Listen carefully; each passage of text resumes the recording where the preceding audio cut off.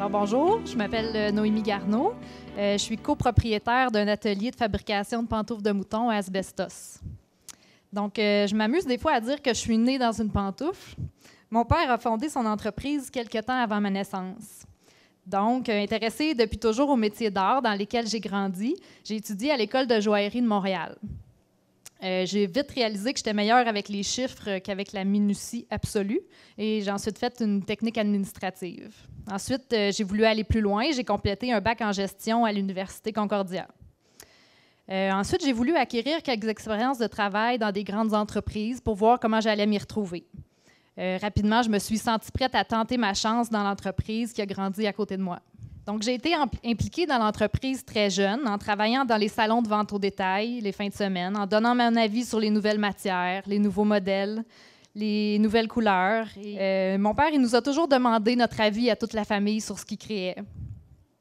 Je suis encore grandement attachée à l'entreprise, ses valeurs et les produits que mon père a tenu à continuer à fabriquer au Québec, malgré les différentes pressions extérieures. Vous connaissez l'histoire, ça serait tellement moins cher si on faisait affaire en Chine.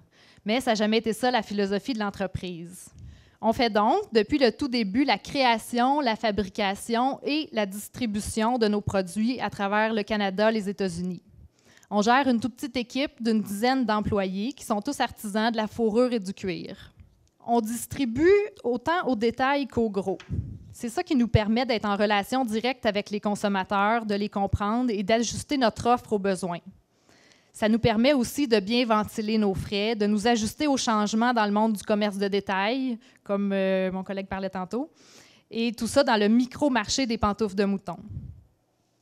On vend donc au détail via notre site Internet. Notre chiffre d'affaires sur le web a plus que doublé depuis 2010.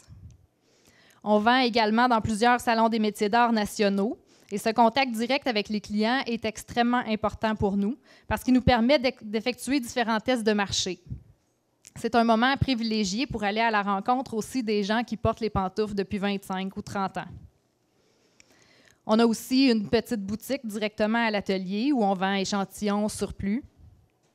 Et finalement, au gros, les pantoufles sont distribuées dans plus de 200 points de vente à travers le Canada. Aujourd'hui, j'achève le processus de relève qui m'aura permis de racheter l'entreprise que mon père a créée en 1977. Je vais vous parler brièvement du processus de relève que nous vivons, mon père et moi. Donc, après avoir complété mes études, je suis revenue m'installer dans les cantons de l'Est, d'où je suis native. Je me suis mise à travailler dans l'entreprise à temps plein, sans savoir précisément où ça me mènerait. Je me connaissais un intérêt certain pour l'entrepreneuriat, mais la décision de prendre la relève était pour moi émotive et aussi tout pleine de conséquences. Premièrement, en reprenant l'entreprise, je m'imposais en quelque sorte de réussir, d'être à la hauteur, de poursuivre la réussite qui avait démarré. Deuxièmement, je devais aussi renoncer à autre chose, à d'autres types d'emplois. Pour moi, et peut-être une partie des gens de ma génération, c'est difficile parfois de s'attacher à un seul emploi, un seul type d'environnement, puis en même temps de dire non au changement dans une certaine façon. Dire oui à la relève d'entreprise, c'était pour moi, c'est ça, renoncer à autre chose. Donc, tranquillement, mais sûrement, mon père m'a confié différents mandats, petit à petit, touchant à différentes sphères de l'entreprise. Le web, le marketing, la gestion des ventes au détail, les finances.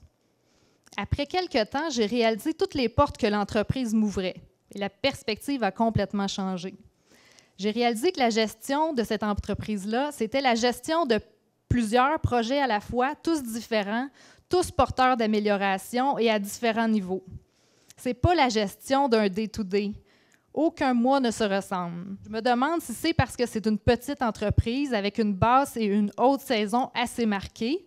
Je ne sais pas si c'est pour cette raison-là qu'aucun mois ne se ressemble. Ce que je sais, c'est que je reprends une entreprise existante, mais que je peux l'amener dans toutes les directions, selon ma volonté, et c'est là que toute la liberté se traduit. Donc, je reviens à mes moutons. C'est un peu comme ça que j'ai pu confirmer mon choix de reprendre le flambeau, après avoir travaillé sur différents projets et à différents niveaux.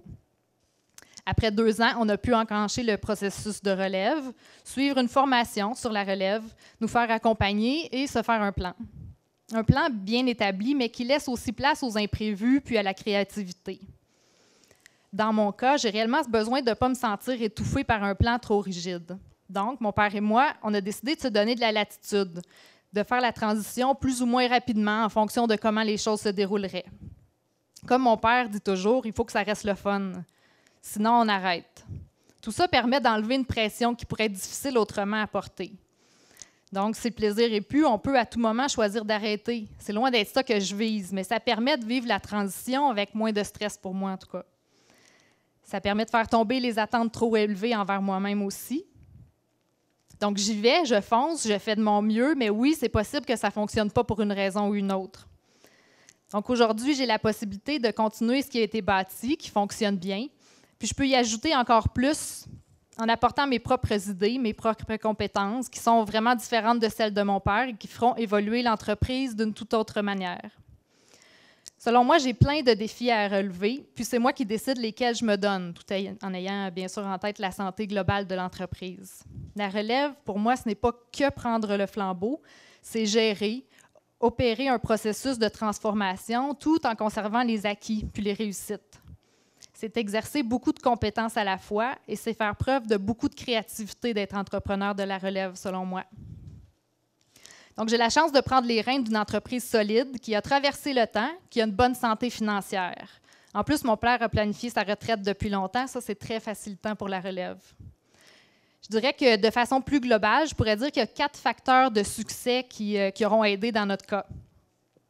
Premièrement, je dirais des projets et des mandats précis qui donnent la chance à la relève d'expérimenter puis de valider ses aptitudes à la gestion dans l'entreprise. Ensuite, comme je disais, un cédant qui veut réellement donner sa place, aussi se détacher puis donner de l'espace à la relève de façon graduelle. Aussi, évidemment, l'établissement d'un plan solide, puis dans notre cas, avec une certaine flexibilité qui tient compte de l'évolution, de la transition puis des facteurs extérieurs. Et finalement, un bon réseau de contacts. Des spécialistes de la relève, un comptable qui connaît bien la structure de l'entreprise, notaire, entrepreneur avec qui on peut échanger. Donc, c'est ce qui complète ma présentation. Sur ça, s'il y en a qui se préparent à la relève, bien, bonne chance. Merci beaucoup. Merci beaucoup.